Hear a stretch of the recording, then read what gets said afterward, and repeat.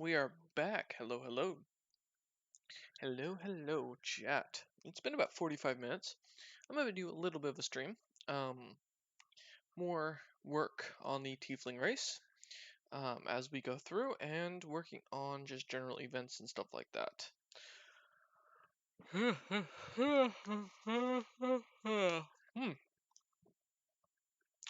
So, today's goal is we're going to be working on the Tieflings. So we are going to be going ahead and doing a run through of them for when they started. Now they start in column D, which is the Age of Chaos, and we are going to be naming this as like the events and holidays to the race is what we're going to start with. Now some of these won't have anything, but some will. Now one of the things we actually do need to go back into is I believe I think it's the Gods and Realms where I have my time-based stuff. No, that's realms. Let's see. Those are the churches, so I don't think it is. Let me look. Is it in here? Nope. Okay, let's try. Let's see if we go to the overall. Because one of these documents has all the calendar stuff. And I believe it's this. Yes. So I'm actually going to put down calendar instead and change the name. I think I misspelled that because I think that's, yeah, oh well. So we have the 3 seasons. We also have the calendar in here. So we're going to go ahead and work on this. So during, let's say, these have basically the same equivalent to our own calendars. So, 30 days, 31, 28, yada yada. So I'm going to say on the first moon, okay, we'll call this Chaos Eve. And it's going to be the new moon. Oops, we want this. Or the first moon. The first moon first. Okay, actually, here we go. I'll do it the old-fashioned way. One first moon. We'll do 7,000 BS. And this will be put down as a holiday for this species is what we're going to do. We're going to resize the column fit to data as always. And we're just going to say that it started in the year 7000 BS. And when we go into the Tieflings and we go under events/holidays, we'll go down here and we'll put this down. It always does this. Control C. And then paste because it doesn't like to do it without that. And we're going to list this. What is this? This is a heading 4. We're going to list this as heading 5. Perfect. And we're going to call Chaos Eve the yearly celebrated holiday of the birth of the Tiefling race. And we'll come up with more lore here later for it. But I think that's a good one. Birth of the, oh, I didn't put the. Alright. The next one that we know we definitely want is we want one during, oh, here, let me make sure that I freeze the column. No, I think it's under view. Yes, freeze first column, thank you. And we're gonna go over here to, where is it, the last flame. Okay, and we'll call this last flames. We'll call this the night of the burned embers. And we'll put this on, let's pick a month first. What month should we put this? We'll probably have this celebrate the end of summer. So that would be the White Wolf. So we'll call this, let's say, how many days are in September. I believe it's 30. Am I wrong on that? Let me look. Days in September. 30. Cool. Got it. So we'll put it as the 30th. The white is the white wolf, right? Yes. Wolf. And we'll say it was established in 1800, or we'll say 2000 BS is when it was established. All right. Control C, we'll go down here. And then again, same thing, we're going to make this a heading 5, and we're going to list this as the Celeb, the mournful night of the last flame emperor, in which all tieflings wear a deep purple outfit and spend the evening mourning the loss of the last flame emperor. This is done by lighting candles of, or made to look like the crown of the last flame emperors wore into battle. Okay. And letting it melt until nothing would be left, in which the bottom of the candle had a, let's say, some sort of a piece of what is they used to call the things before paper. I can't remember. I think it's just hide in general. A piece of hide in which an inscription is read aloud. Yeah, to the household. We'll come up with more to it later. Okay. Let's go ahead and again expand this out. Resize, fit to data. And again, we don't have to do a ton of these. It's more of the idea that these are going to be holidays that pop up and are going to be things that we want going on. I'm just thinking of what other ages. Oh, well, we could do definitely the silenced age. This will be the New Year's holiday. We'll call this. We could call it the silent. You know what? The Silent Night. Why? Because it's funny. All right. The silenced. During the 31st, the silenced in the year 2702 was when it would be established. And that's what we're going to call this. Okay. Do heading 5 again. A night of drinking and no magical use in the entirety of the nation. This was established by the ruling class after the silenced age, in which the magic was sucked away from the world, and honors the ancestors who who survived so long without the gift of magic.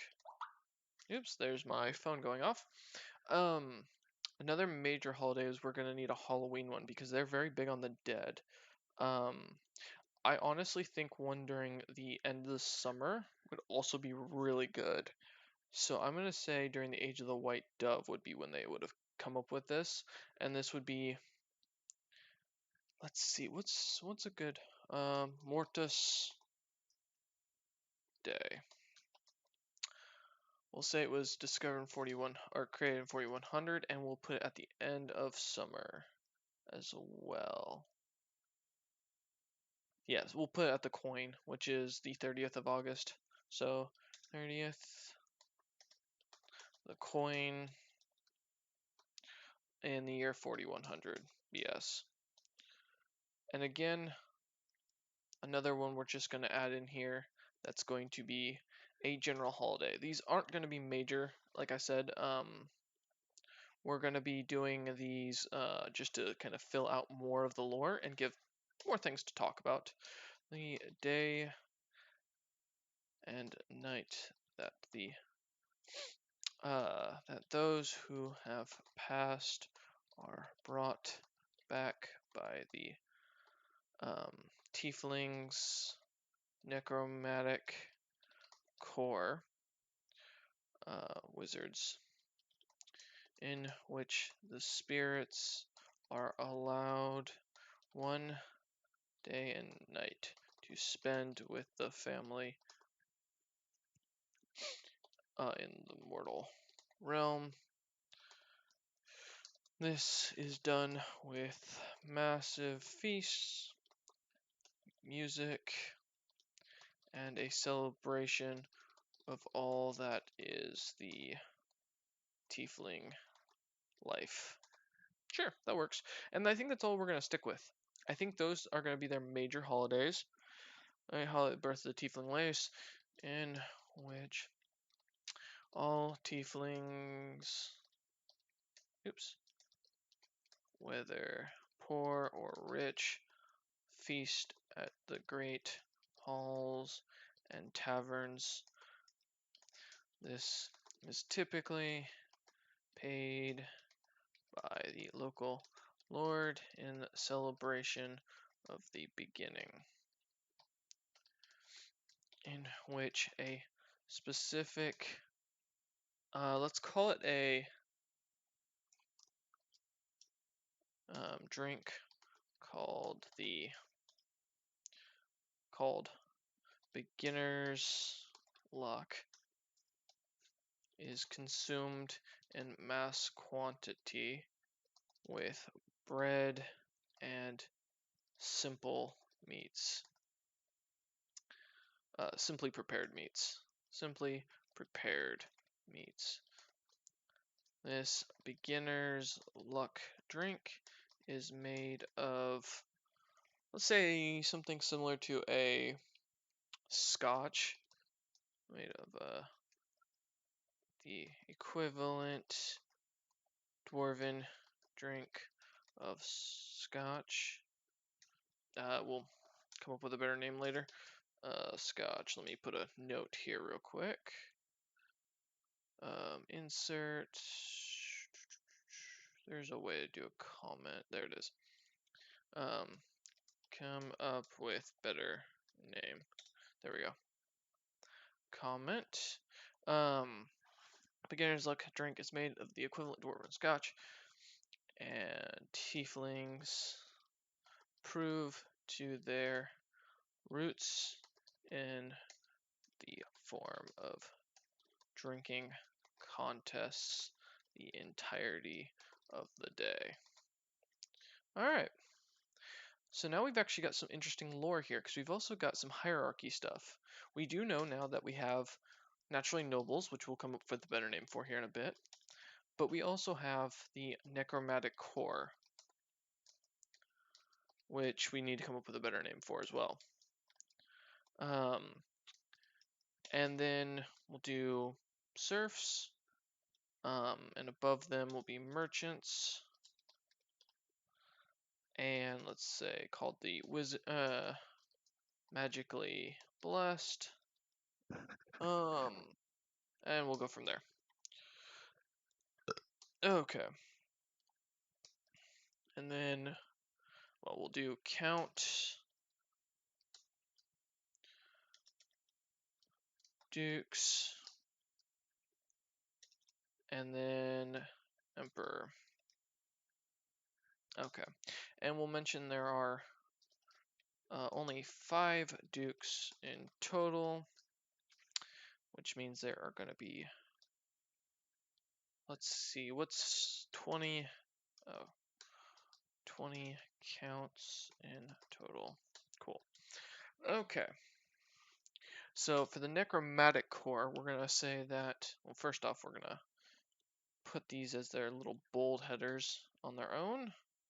And we will eventually just get rid of that portion, because what we're actually going to do is, oops, we're going to come up with their names, A, and then B, we're going to put that down, and then we're going to bolden this, oops, Control Z, to make this a little bit nicer looking for the book. Of course, we'll do more later, but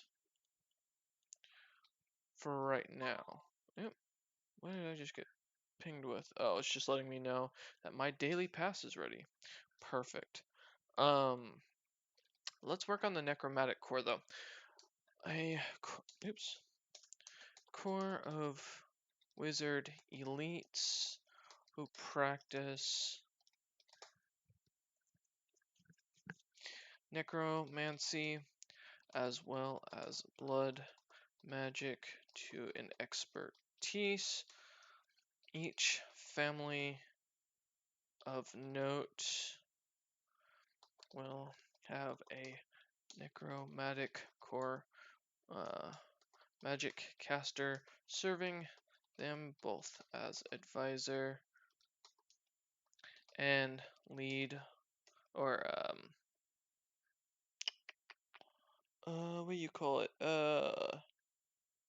Head staff of the tomb, the family's tomb, of the family tomb.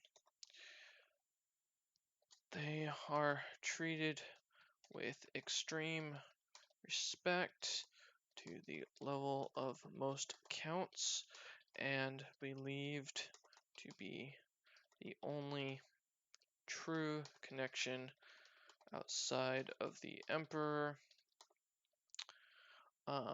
to directly speak to Calfell. It is also the duty of the necromantic wizard core to serve for the day. What did we call it? Mortis Day. Cool. Serve for the day. Mortis.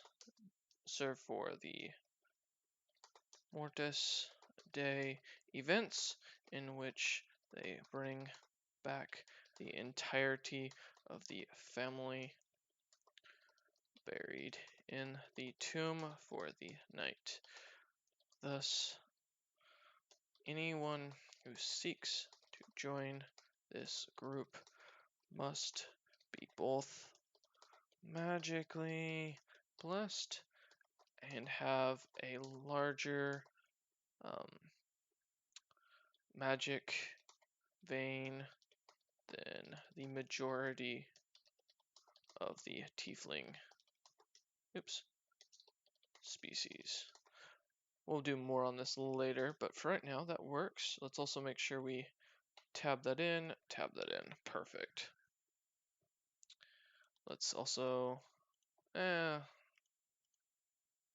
that, and let's also change that so that way it's better. Necromantic. There we go. Perfect. Let's also make sure we get it fixed down here. And then, yeah, it's supposed to be tiefling. Thank you. Cool.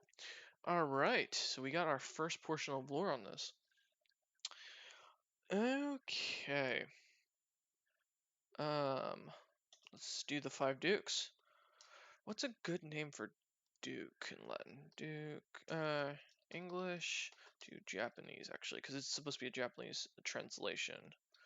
Duke. Okay, I like Kosh. The Kosh. The Kosh, or Kosh.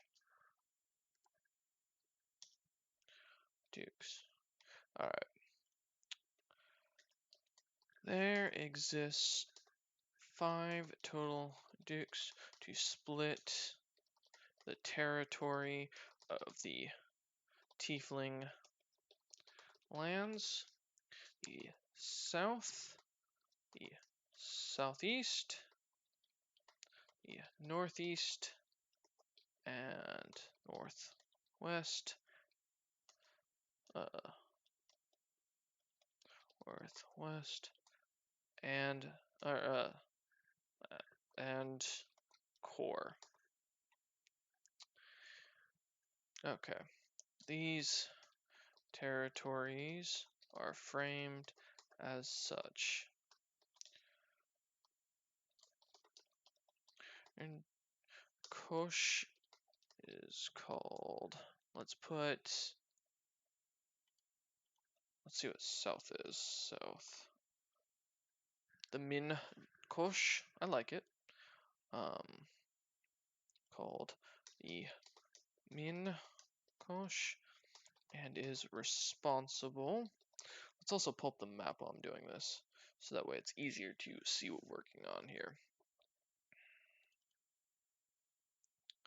Actually, let's go into continents. No, that's not what I want. I want geography. There we go. This just has our maps in general.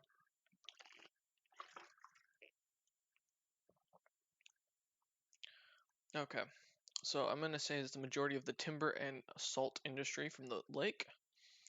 Okay, and is responsible for the majority of the timber industry, as well as the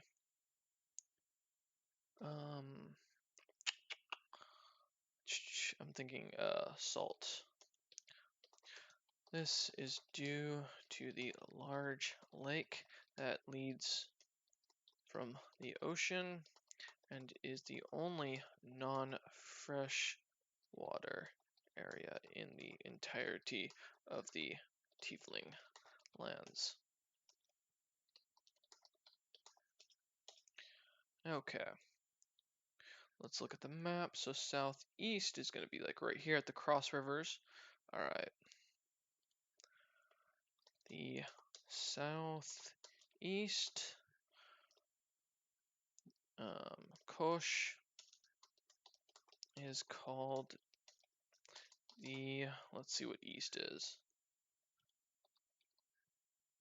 Nanto. I like non-Kosh. Nant-Kosh. Okay, it's called the Nant-Kosh and is responsible for the travel between the colonies and the New World as of recent. Prior to the Nant-Kosh would serve as the main defense of the island due to the large river that would allow enemies to strike at the heartland if they attempted to sail up it, thus causing the Nant-Kosh to become the main brick and mortar creator and is responsible with providing the majority of masons to the kingdom or the empire. Okay, I will put that down as a trade good though. Where is that? Known diseases we'll come back to.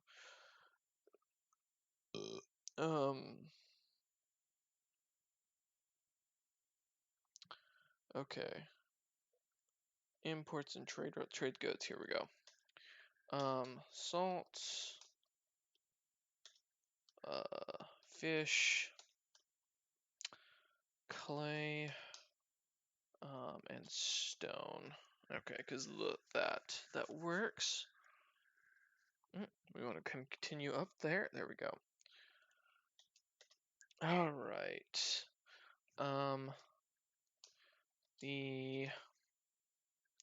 What's northeast? Hokukosh. I like that.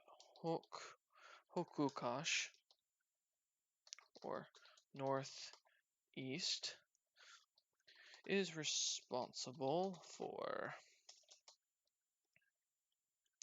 So north and east would probably be at the top of the river. Security and troop development for the northern wars against the High Elves. They are also the majority of lands where iron can be found due to the large iron island. What's the name of that city we had down here? Oh, it's gonna be up.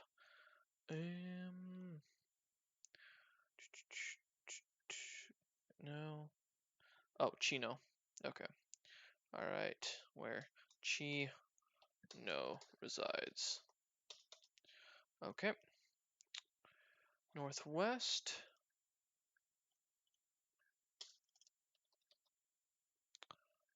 Seikosh. The Seikosh, or Northwest, controls the majority of the colonies and is responsible for currently holding the lands against the Snow Elves. They are also responsible for the majority of all fruit sold in the Tiefling lands due to the colonies being far richer soil thanks to the majority of battles and blood spilled here. Okay, and then lastly, we've got the core. What is core? Shin. Okay, Shin, the Shin Kosh, is typically the advisor and main magic main sorcerer of the empire. They serve alongside the emperor directly to help advise and maintain the capital and all its trade. Thus, those given this title gain the majority of their prestige, not from the armies or trade they do, but the ability to administrate the empire and serve beside the emperor. This person is typically from the school of magic in the capital and is usually the holder of the Dean of Magic position. Dean, not dead. I think that's correct. There we go. Alright. Administer. Okay. Let's do counts. What's a count in...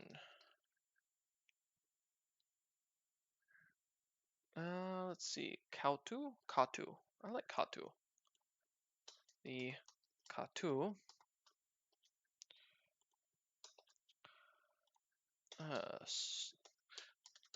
the Katu serve as local lords who administer towns, collect tithes, and overall make sure that the small cities are running smoothly. They pay a large tax to the kosh that they serve and administer their the kosh realm on a more detailed and specific level. Thus, many Katu serve at the court of the kosh, but have been known to also rule directly from their manors. Okay. Alright, let's do the magically blessed next. Alright. The magically blessed are any tiefling who... What the fuck? Oh, okay. Any tiefling who find themselves blessed with the ability to summon and control mana from their mana / magic veins. These serfs / citizens will be immediately tracked down via the change or disturbance in the mana all around and brought to the capital, in which they will be indoctrinated into the schools of magic, where they will spend the rest of their lives educating themselves. Those few who are lucky enough will either serve under the necromantic corps or be sent to a Katu's court to serve alongside the citizens and help maintain prosperity. Doop. There we go. And boop. There we go. Merchants. Let's do them next. Alright. A class of citizen who has gained the trader's license offered by the great emperor themselves, however, typically administered via the Katu, or on rare occasions the kosh, in which the serf is now allowed to travel beyond their lands, trading or opening businesses. These merchants are also not tied down to the same tax, as they pay a tax based on the income they bring in each month. Okay. And are welcome to leave the lands of the tieflings should they choose. A merchant's license varies in how to acquire one, depending on the territory, and is influenced by both the Katu and Kosh. Alright. Merchant, citizen, and yeah, that's fine. Alright. And then lastly, the serfs. Oops. Nope. Okay, wrong key. There we go. Oh, that's because I didn't hit enter after that. That's fine. The serf is the typical and majority of the tiefling population. They are bound to the lands they are born in and bound to work them for the rest of their lives. While some may gain a trade and work within the city itself under a master and may one day apply to become merchants, a majority never leave the farms they are born to and continue to serve the empire in both producing goods from the ground and in rare occasions that soldiers are needed, they are drafted by the Katus to serve as a levy. Thus, every serf is given a simple spear and shield that they must maintain on their coming to adulthood date. Alright, and then one of the things we can do is the events and holidays, a coming of adulthood. We'll call this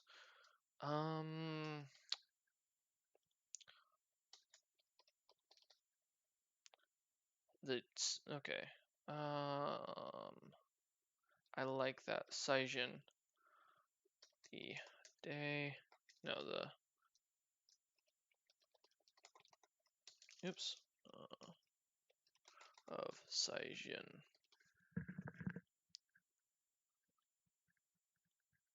Ooh, my ear itches today, I tell you. Okay. We'll put that under heading 5 as well. And this is a day of coming to adulthood for all tieflings. This day is celebrated by feasting, drinking, and proving one's ability. On this day, every member of society is both welcomed into adulthood and put to the test almost immediately. All members of the tiefling race must be submitted to a test of magical ability by the magically blessed or a necromantic core member in the Kosh's service. As well, if the person is a serf, they will be given their levies arms to serve in the case that they are ever drafted and are required to maintain this equipment for otherwise being imprisoned if not up to the standard of the Katu. Okay, perfect. So we filled out a bunch of stuff for the tieflings. I'm pretty happy with this. They're coming together pretty well. The next ones are going to be definitely for us working on the cities and working on the map, as well as working in the Death, Blood, and Song, in which we'll be talking about that more in the founding as I edit the founding as well. We only have the one main war at this point, so we'll work on more of that as we go through. And economic state, we are working on these main things right now currently, which is coming together. So I think by tomorrow's episode, we'll probably work on the known diseases. Oh, well, here's the first known disease I'm actually going to do. We're going to call this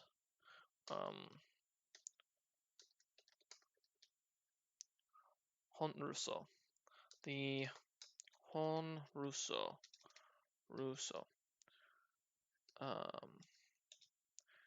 So we'll put this as boldened. Honruso. A disease in which a tiefling loses its horns and thus its position in society. To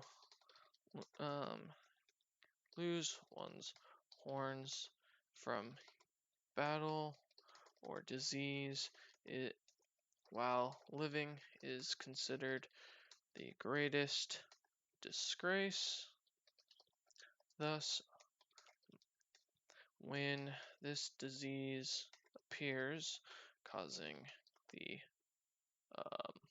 patient to go albino, white, or pale, the horns to grow slim and rot, and lastly, a major cough that will produce a green slime like texture inside the mouth. After 2 weeks, typically the horns will shrivel and fall off. This disease is curable. However, no known cure has been found to avoid the horns falling off or withering away at this time. Okay, now we are good. So we've done the disease, we've done the classes. We only have the technology period left, doing the city info. So city info, technology period, the more of the nobility explanation, so we can kind of go through that. Any wars we're going to do, and then lastly, the economy stuff. So we're going to work on that coming up on the next stream. Thank you all for watching, and I hope you have enjoyed.